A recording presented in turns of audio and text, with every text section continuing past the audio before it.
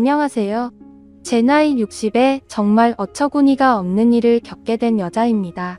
아무리 이해를 하려고 해도 왜 이렇게까지 했는지 납득이 되지 않아서 몇 번을 되물었지만 입에 지퍼를 채운 듯 아무 말도 하지 않고 고기를 떨군 모습에 화만 치밀어 오르네요. 이 나이 먹고 무엇을 해볼까 많은 고민을 했었습니다. 남편도 5년 전에 세상을 떠나고 홀로 외롭게 지내면서 느껴지는 공허함을 채워줄 수 있는 걸 찾아야만 했어요. 그래야 우울증이 오지 않을 것 같아서 여러 가지 모임 활동도 해보고 등산을 하면 좋겠다고 해서 몇 번 해봤지만 이건 뭐 산을 오르러 가는 건지 술을 퍼먹으러 가는 건지 알 수 없을 정도로 제가 생각한 상식 밖의 모습들에 너무 충격을 받아서 웬만한 건 거의 다 해보게 되었어요. 하지만 정작 저에게 맞는 무언가를 찾기란 쉽지 않았습니다. 그런데 딸과 함께 여행을 하던 도중 제 눈에 들어온 무언가가 저를 설레게 만들 정도로 궁금증이 생기게 했고 운전하고 있던 딸에게 차를 세워달라고 얘기한 뒤 바닷가를 바라본 상태로 갓길에 세워져 있던 차량 한 대에 천천히 다가갔습니다. 단 한 번도 생각해 본 적 없었는데 캠핑카는 저에게 너무나 큰 충격으로 다가왔었어요. 이리저리 살펴보고 있던 도중 차량의 주인이 구경하고 있던 저를 보며 관심을 가졌고 궁금한 점에 대해서 이것저것 물어보니 귀찮아하지 않고 친절하게 모든 걸 설명해주면서 점점 더 캠핑카에 대한 계획을 세우기 시작했어요. 엄마, 그런데 캠핑카를 가지고 다니는 건 좋은데 아직 면허증도 없잖아요. 저건 내가 가진 면허증으로도 안 돼요. 일종 보통 면허증이 있어야 끌고 다닐 수 있을 텐데 시험 보시려고요? 캠핑카 사서 혼자 돌아다닐 수 있겠어요? 일단 너 주말에 취면 같이 다니면 되지. 그리고 면허증은 따면 되는 거고. 크게 문제될 거 없을 것 같은데? 이리저리 돌아다니기에도 자유롭고 모든 걸 캠핑카 안에서 해결할 수 있을 거라 여행을 떠나기에는 최고의 조건을 갖춘 것 같아. 캠핑카 좀 알아봐야 되겠다. 조만간 캠핑카 판매하는 곳에 가서 직접 상담받고 싶은데 같이 가질 수 있지? 딸은 제가 내린 결심에 놀란 것 같았어요. 캠핑카를 구매하고 자유롭게 여행 다닐 수 있는 상상을 하니 너무 괜찮게 다가오더라고요. 그냥 제가 쉬고 싶을 때 정차해서 모든 걸 해결할 수 있으니 이만한 취미생활은 없을 것 같았습니다. 그렇게 딸과의 여행을 끝내고 집에 돌아와 이것저것 찾아보기 시작했고 그런 모습을 옆에서 지켜보고 있던 딸은 계속해서 걱정하고 있는 눈빛을 보냈어요. 아무래도 제가 혼자서 운전을 하고 떠나야 한다는 자체가 사고 날까봐 불안해하고 있었습니다. 저도 남편이 세상 떠나기 전까지 옆자리에만 앉아 있었고 살면서 운전을 해볼 거라고는 전혀 생각하지 못했기 때문에 겉으로 표현은 안 했지만 불안한 건 사실이었어요. 그래도 뭐든지 안 해보는 것보다 해보는 게 후회는 없을 것 같아서 다음 날부터 전날에 알아본 캠핑카 전시장을 찾아다니기 시작했고 마음에 드는 몇 군데를 결정하게 되었어요. 그리고 최종적으로 선택한 곳에서 캠핑카를 계약하게 되었는데 운전면허를 먼저 취득해야 작업이 이루어지고 출고가 가능해서 하루라도 빨리 면허증 취득을 위해 부푼 기대를 가지고 운전면허 시험장에 찾아가 등록한 뒤에 본격적으로 공부하는데 정말 뭐가 뭔지 하나도 모르겠더라고요. 제가 할 수 있는 방법은 오로지 외우는 것뿐이었고 그리고 시간에 맞춰 코스 주행 연습을 하러 가게 되었습니다. 안내에 따라 순서를 기다리면서 다른 사람들이 하는 모습을 지켜보고 있는데 제 이름을 부르더니 방향을 가리키는 곳으로 걸어가 처음 타보는 트럭에 몸을 실었습니다. 조수석에 앉아 강사와 반갑게 인사를 한 뒤 긴장되는 마음에 긴 호흡으로 가라앉힌 뒤 가르쳐 주시는 걸 유심히 지켜봤어요. 그런데 코스 한 바퀴를 도는 동안 머리가 하얗게 되어버릴 정도로 아무것도 생각나지 않았고 잘할 수 있냐는 강사의 말에 고개만 끄덕이게 되었어요. 그렇게 자리를 바꾼 뒤 처음 잡아보는 운전대에 온몸이 떨리기 시작했어요. 그때 캠핑카를 산다는 것 자체가 저에게 무리일 수도 있겠다는 생각이 스쳐 지나갔어요.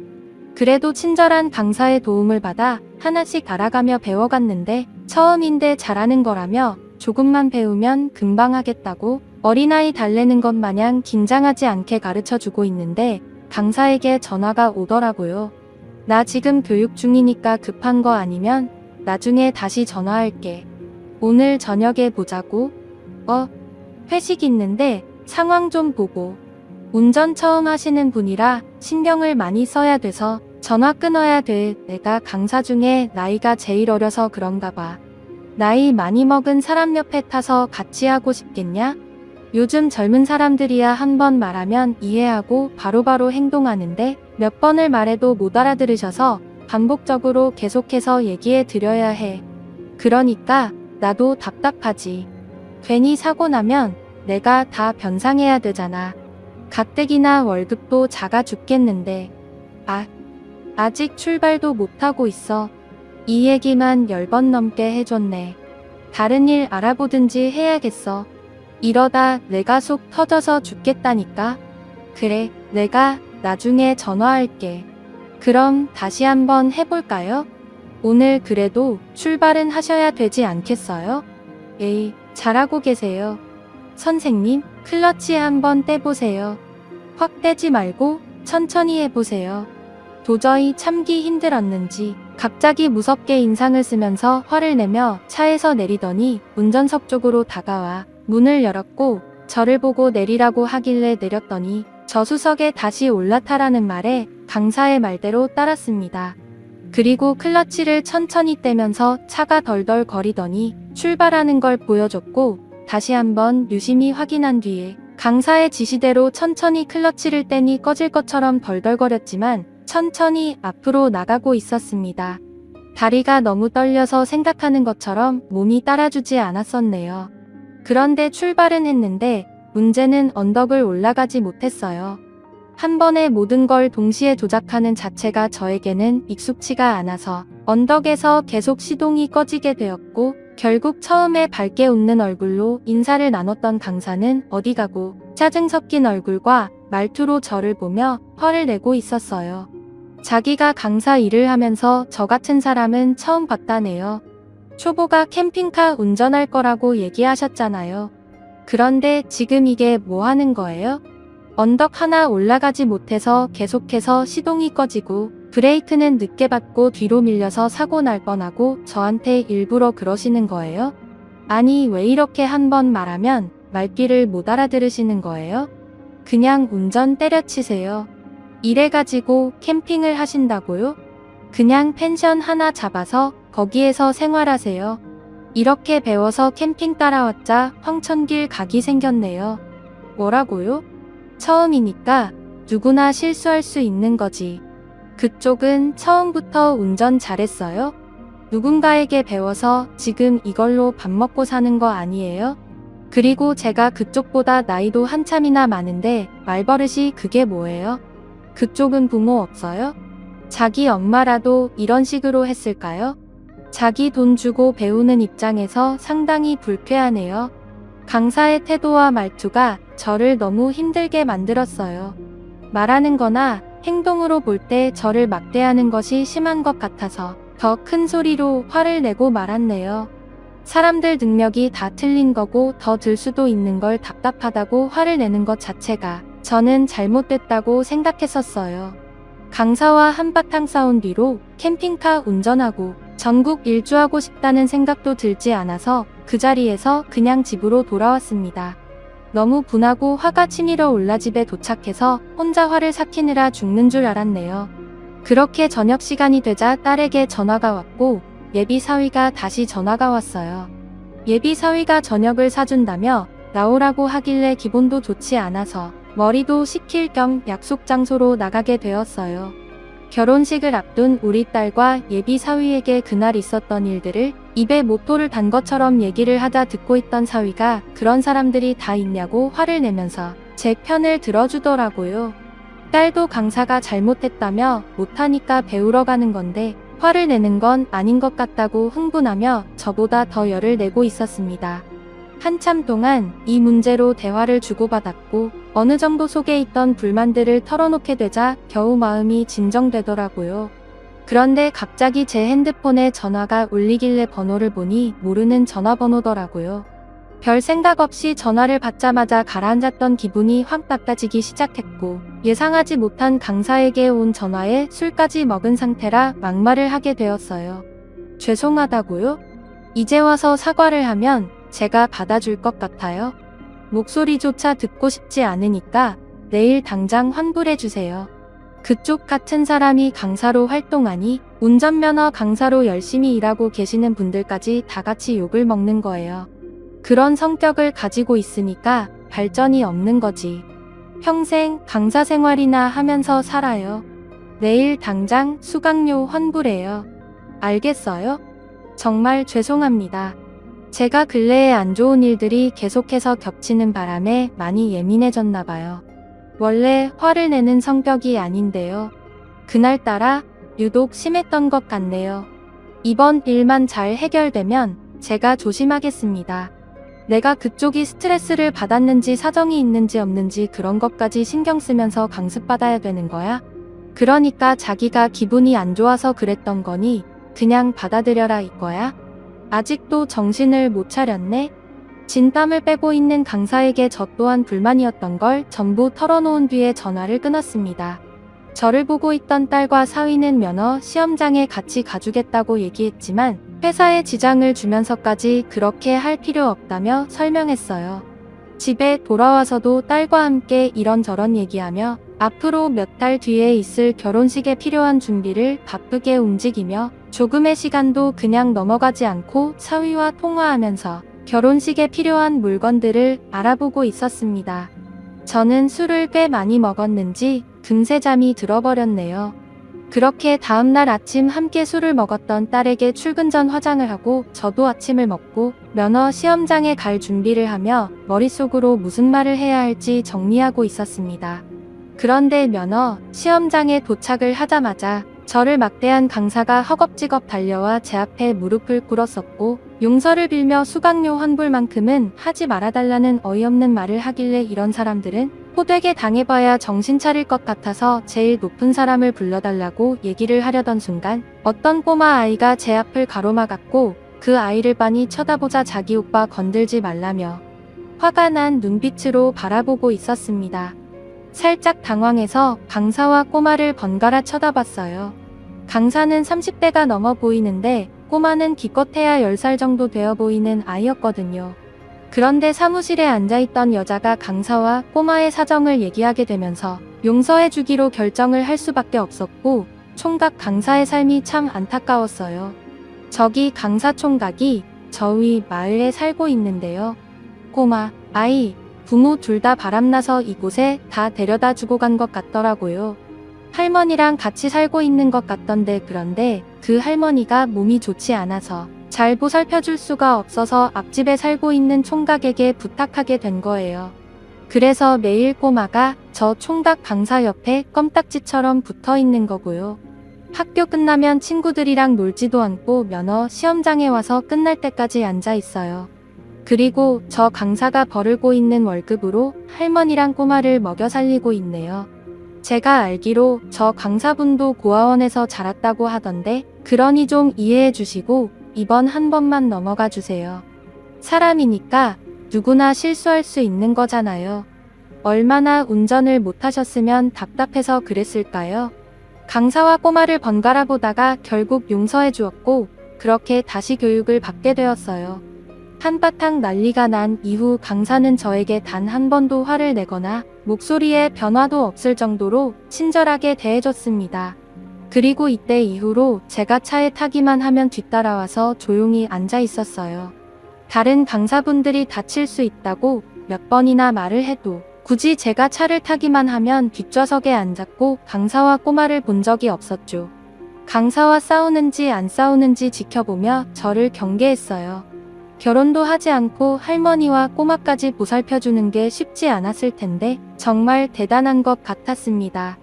그래서 매일 면허 시험장을 갈 때마다 꼬마와 총각 강사가 신경이 쓰여 먹을 것을 사가지고 갔어요.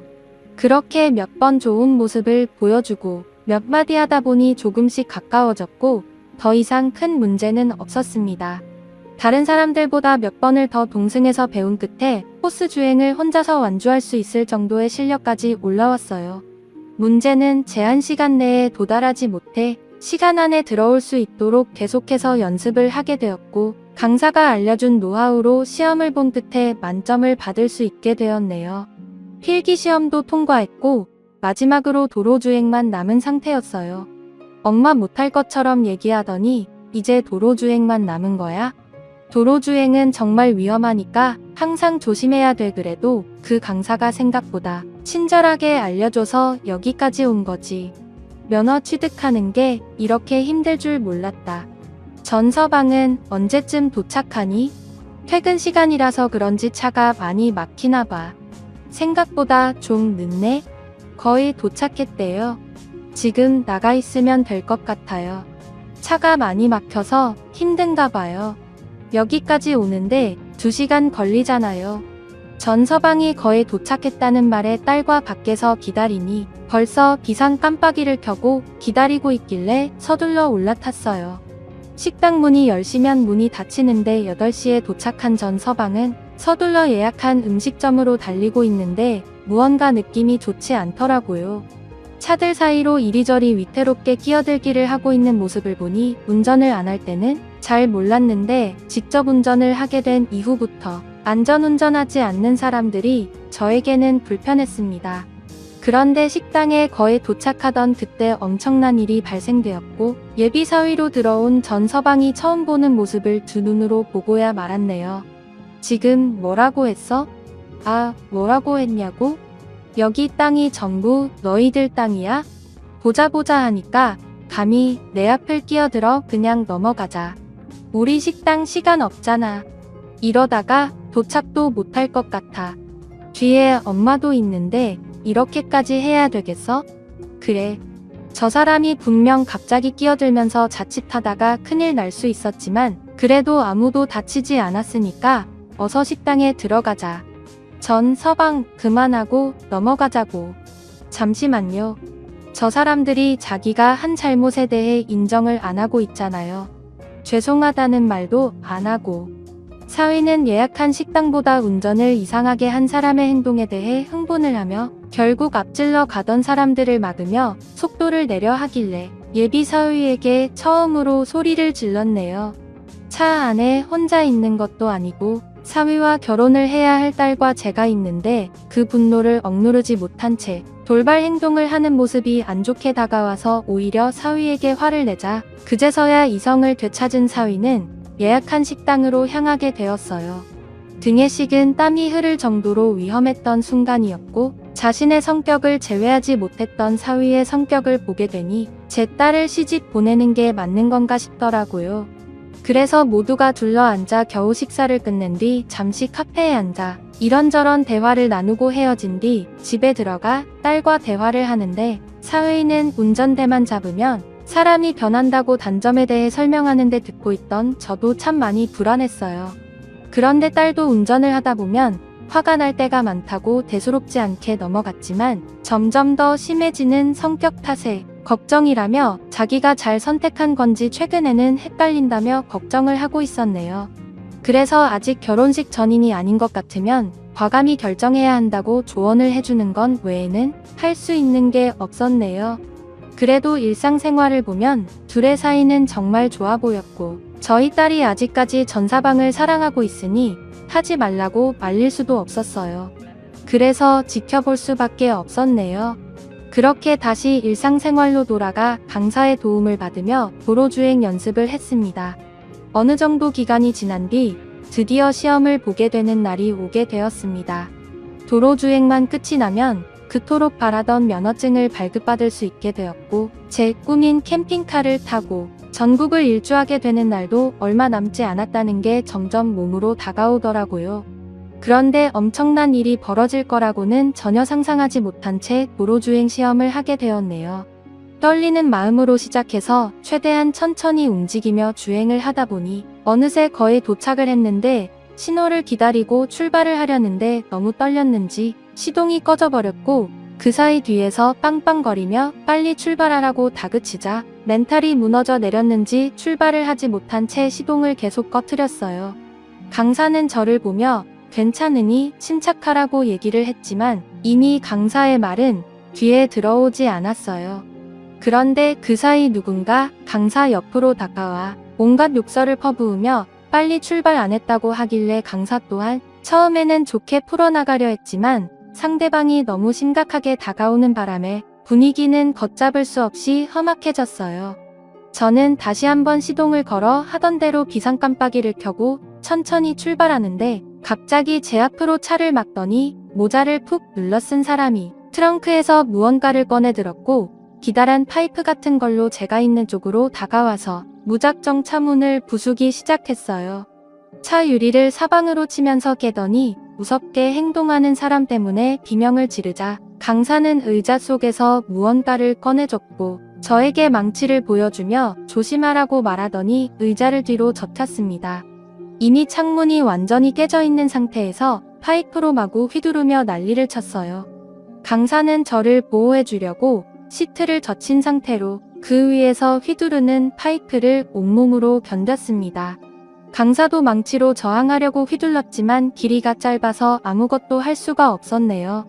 그런데 그 순간 갑자기 저를 보호해주던 강사가 힘없이 쓰러졌고 파이프를 휘두르던 사람이 쓰러진 강사를 보더니 다급히 도망을 쳤어요. 살려달라고 소리를 치고 있던 도중 주위 사람들의 신고로 경찰이 이미 출동했었는지 차를 타고 도망치는 사람을 쫓아갔고 의식을 완전히 잃은 강사를 불러봤지만 미동조차 하지 않아서 급하게 응급실로 향하게 되었네요. 그런데 충격적이게도 병원에 도착하기 전에 이미 숨을 쉬지 않고 있던 강사는 심폐소생술을 진행했지만 일어나지 못했고 머리를 크게 다치면서 돌이킬 수 없는 상황이 발생되었습니다. 그리고 얼마 못 가서 잡히게 된 범죄자의 얼굴을 보기 위해서 경찰서로 신원을 확인하려고 간 순간 얼굴을 보자마자 손이 올라가고 말았어요. 그건 다름 아닌 제 딸과 결혼을 약속한 예비사위였고 예비사위 또한 저를 보더니 경악을 하며 제가 운전하고 있을 거라고는 상상도 못했다는 어이없는 말을 늘어놓고 있었습니다. 제가 운전교육을 받고 있는 거 뻔히 알면서 이런 일을 저질렀다는 게 너무 황당했고 운전대만 잡으면 분노 조절을 하지 못하는 놈에게 강력하게 처벌해달라고 소리쳤어요. 이 소식을 듣고 도착한 딸은 얼굴과 팔에 난 상처를 보고 경찰서에서 한바탕 난리가 났고 결국 그놈은 징역을 면할 수 없었습니다. 안타깝게도 총각이었던 강사는 저를 보호해 주려다가 이렇게 된 상황이 너무 미안했어요. 그리고 과거에 서로 안 좋았던 기억들까지 전부 떠오르면서 장례를 치르는 동안 하염없이 눈물을 흘리고 말았네요.